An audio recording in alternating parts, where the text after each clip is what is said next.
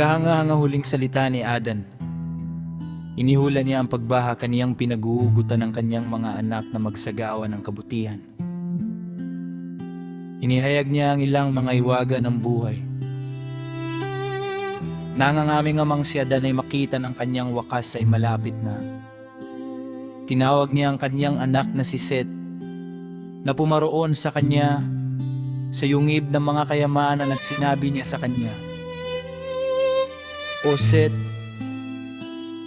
aking anak, dalin mo sa akin ang iyong mga anak at ang mga anak ng iyong mga anak upang aking maibuhos ang aking pagpapala sa kanila bago ako mangatay."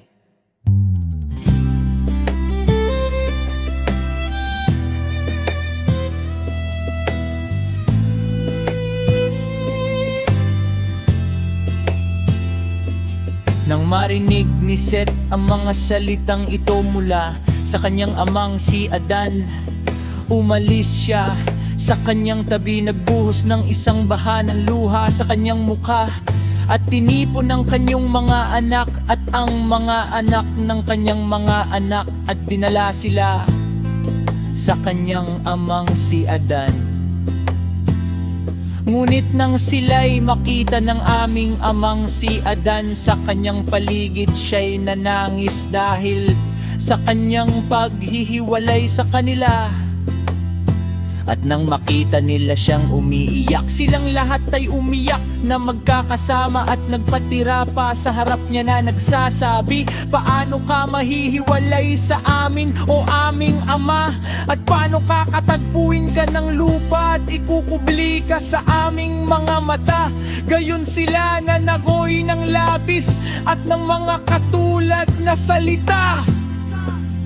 Pagkatapos, pinagpala ng aming amang si Adan silang lahat at sinabi kay Seth, matapos niya silang pagpalain, "O Seth, aking anak, alam mo ang mundong ito na ito'y puno ng dalamhati at ng pagkapagod. At alam mo ang lahat ng nangyayari sa atin mula sa ating mga pagsubok dito. Kaya't iniuutos ko sa iyo ngayon sa mga salitang ito, pangalagaan ang kawalan ng kasalanan, maging dalisay at matuwid at magtiwala sa Alahaya Aba Yahwa, at huwag kang tumingin sa mga pangungusap ni Satanas o sa mga pagpapakita kung saan siya'y magpapakita sa iyo. Ngunit ingatan mo ang mga utos na ibinibigay ko sa iyo sa araw na ito. Pagkatapos ay ibigay mo ito sa iyong anak na si Enos, at hayaang ibigay ito ni Enos sa kanyang anak na si Kainan, at ni Kainan sa kanyang anak na si Mahalaleel, upang ang utos na ito ay manatiling matibay sa gitna ang lahat ng iyong mga anak.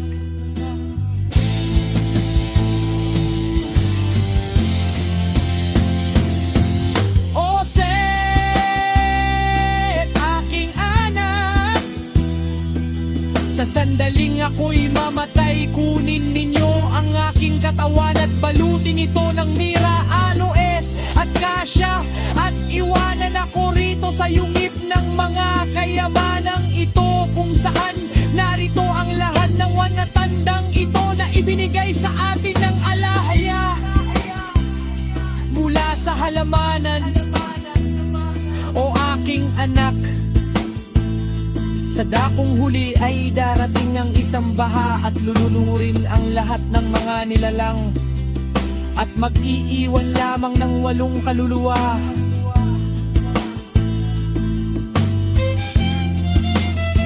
Ngunit o aking anak, hayaang ang mga iiwan nito mula sa gitna ng iyong mga anak sa panahong iyon ay dalhin ang aking katawan kasama nila palabas ng yungib na ito.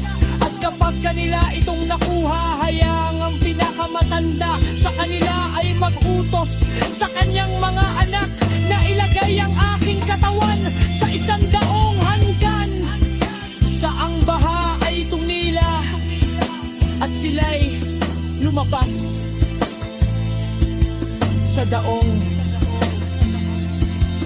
Pagkatapos ay kukunin nila ang aking katawan at ilalagay ito sa gitna ng lupa sa madaling panahon matapos silang maligtas mula sa tubig ng baha. Sapagkat ang daapong paglalagyan ng aking katawan ay ang gitna ng lupa. Ang alahaya ay darating mula roon at ililigtas ang lahat ng ating kamag-anak. Ngunit ngayon, O Set, aking anak, ilagay mo ang iyong sarili sa pamumuno ng iyong bayan. Pangalagaan mo sila at bantayan sila sa takot sa alahaya. At akain mo sila sa mabuting daan. Atuhanin mo silang ang ayuno sa alabayan. At ipaunawa sa kanila na hindi nila dapat tingin si Satanas. Baka siya'y magpahamak sa kanila.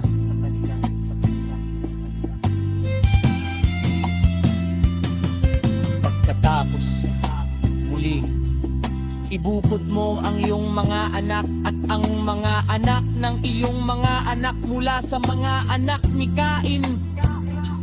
Huwag mo silang pabayaang makihalubilo kailanman sa mga yaon o lumapit sa kanila maging sa kanilang mga salita o sa kanilang mga gawa.